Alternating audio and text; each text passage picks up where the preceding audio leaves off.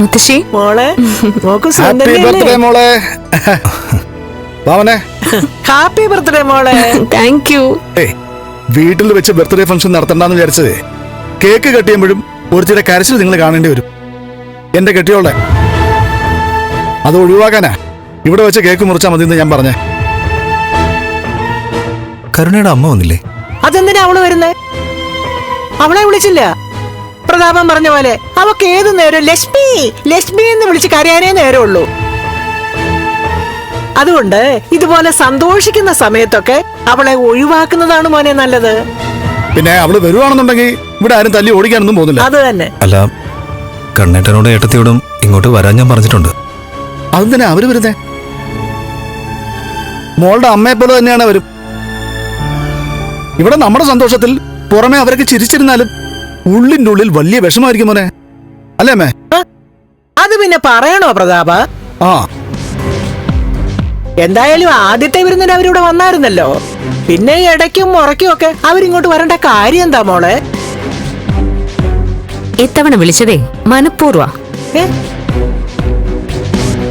ഇവിടെ cake cut ചെയ്യുന്ന സമയത്ത് അവര് ചില കാഴ്ചകളൊക്കെ കാണണം.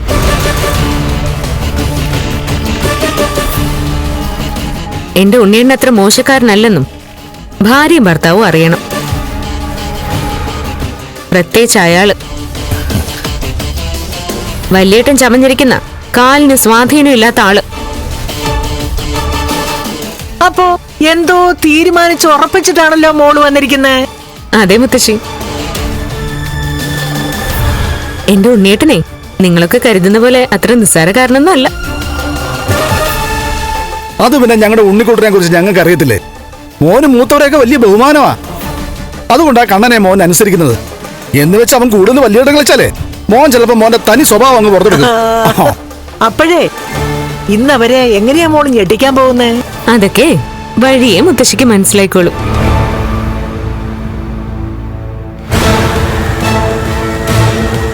എടാ പ്രതാപ, മോളുടെ മുഖം കണ്ടില്ലേ? ഇന്ന് മോള് സന്തോഷത്തിലാ വന്നിരിക്കുന്ന, അമിത സന്തോഷത്തില്. എന്റെ മോളെ സന്തോഷിപ്പിക്കാൻ എന്റെ ഉണ്ണിക്കുട്ടനെ ഉമ്മ.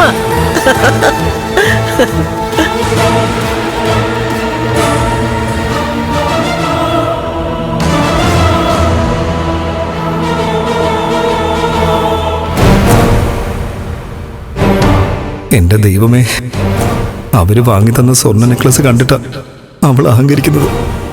അതിന് എന്തൊക്കെ പുലിവാലാവോ എന്തോ.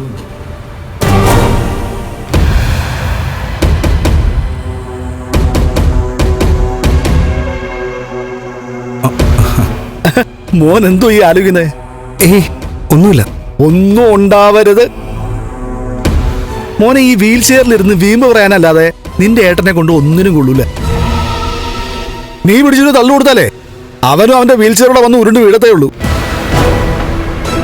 അങ്ങനെ എന്തെങ്കിലുമൊക്കെ പോരായ്മ ഉള്ളവരാ മറ്റുള്ളവരുടെ മുമ്പിൽ ഈ മേൽക്കോയ്മ കാണിക്കുന്നത്. എന്ന് വെച്ചാൽ അതിനൊക്കെ ഒരു പരിധിയുണ്ട്. ചേട്ടൻ ചേട്ടന്റെ സ്ഥാനത്ത് നിന്നില്ലെങ്കിലേ ചപ്പ കുറ്റി നോക്കി ഒരെണ്ണം കൊടുക്കുന്നുണ്ട്, ഒരു കുഴപ്പമില്ല. മോൻ വാ.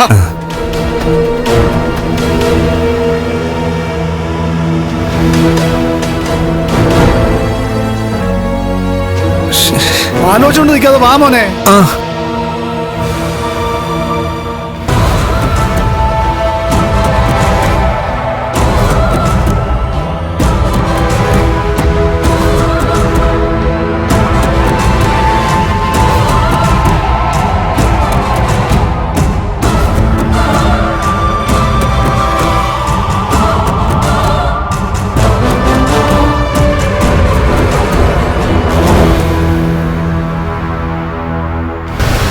എന്റെ ലച്ചു എത്തി.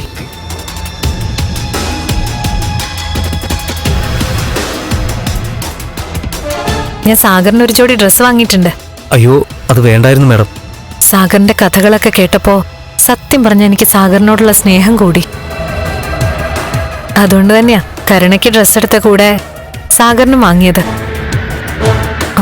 ദാ ഈ കവറിലുണ്ട്. പോകുമ്പോ എടുക്കാൻ മറക്കരുത്. ഇല്ല മാഡം, കയറിയട്ടെ.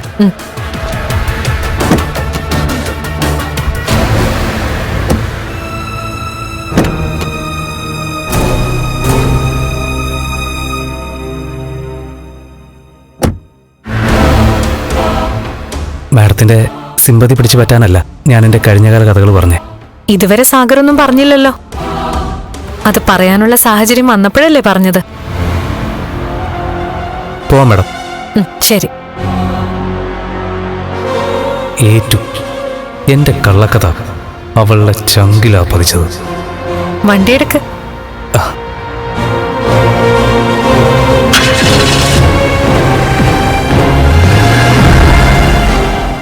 ഫ്ലവേഴ്സ് സ്മാർട്ട് ഷോ ശനി ഞായർ ദിവസങ്ങളിൽ രാത്രി 9:30 ഫ്ലവേഴ്സിൽ.